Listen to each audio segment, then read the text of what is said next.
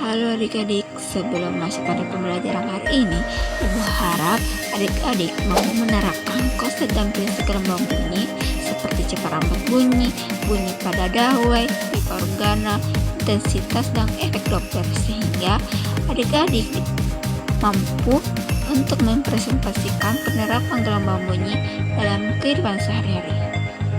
Hai adik-adik, nah kali ini kita akan belajar mengenai gelombang bunyi. Nah, kalian pernah merasa bingung tidak saat berbicara di alam terbuka mengapa suaranya terdengar sampai jauh? Nah, apalagi kalau berada di atas gunung. Suara lantang dari penduduk akan terdengar sampai ke puncak gunung. Nah, hal itu bisa terjadi karena adanya karakteristik dari gelombang bunyi. Penasaran? Yuk sama-sama belajar mengenai konsep gelombang bunyi. Gelombang bunyi adalah gelombang yang merambat melalui medium tertentu. Gelombang bunyi merupakan gelombang mekanis yang digolongkan ke dalam gelombang longitudinal. Nah, gelombang ini menghantarkan bunyi sampai ke telinga manusia.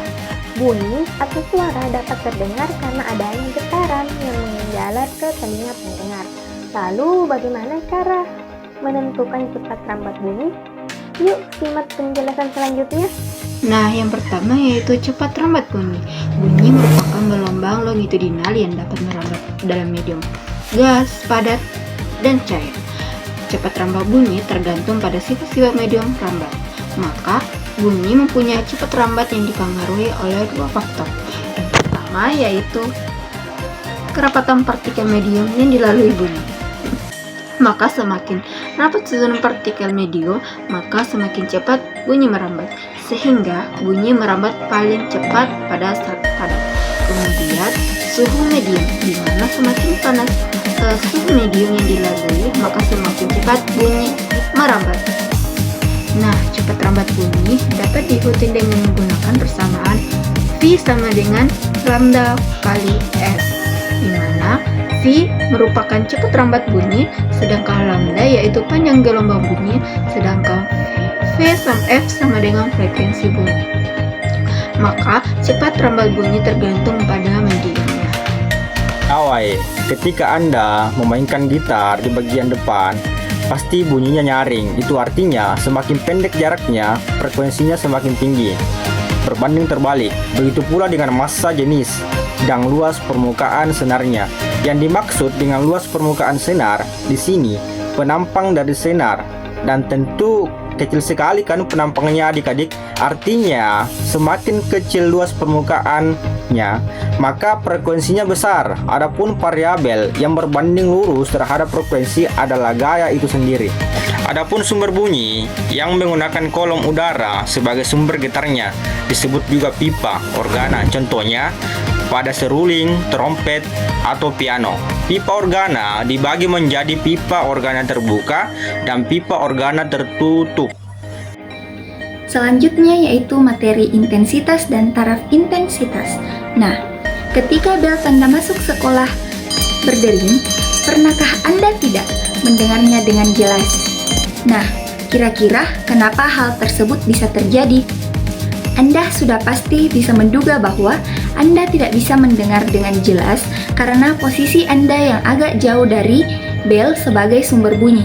Nah, sebaliknya, jika Anda berada dekat dengan sumber bunyi, tentu terdengar lebih jelas dengan kadang sampai memekakan telinga.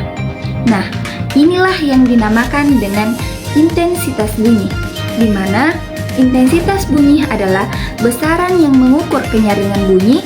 Intensitas bunyi juga itu energi bunyi yang tiap detik atau daya bunyi yang menembus bidang setiap satuan luas permukaan secara tegak lurus. Nah, selanjutnya yaitu taraf intensitas bunyi. Jadi, yang dimaksud dengan taraf intensitas bunyi adalah logaritma perbandingan antara intensitas bunyi dengan intensitas ambang pendengaran. Efek Doppler, di mana efek Doppler merupakan peristiwa naik atau turunnya frekuensi gelombang bunyi yang terdengar penerima bunyi ketika sumber bunyi bergerak mendekati atau menjauhi penerima. Nah, contoh efek Doppler terjadi pada ambulans, di mana pada saat sumber suara diam, maka kedua penerima mendengar besar frekuensi yang sama. Tetapi saat sumber suara bergerak, salah satu penerima mendengar frekuensi yang lebih besar dari sebelumnya, dan penerima lain akan mendengar frekuensi yang lebih kecil dari sebelumnya. Nah, gelombang bunyi termasuk gelombang mekanik longitudinal. Ini karena gelombang bunyi membutuhkan medium seperti udara, air, atau benda padat untuk merambat. Dan getaran partikel medium tersebut terjadi searah dengan arah rambat gelombang. Itulah materi tentang gelombang bunyi beserta dengan contoh dalam kehidupan sehari-hari. Sekian, dadah.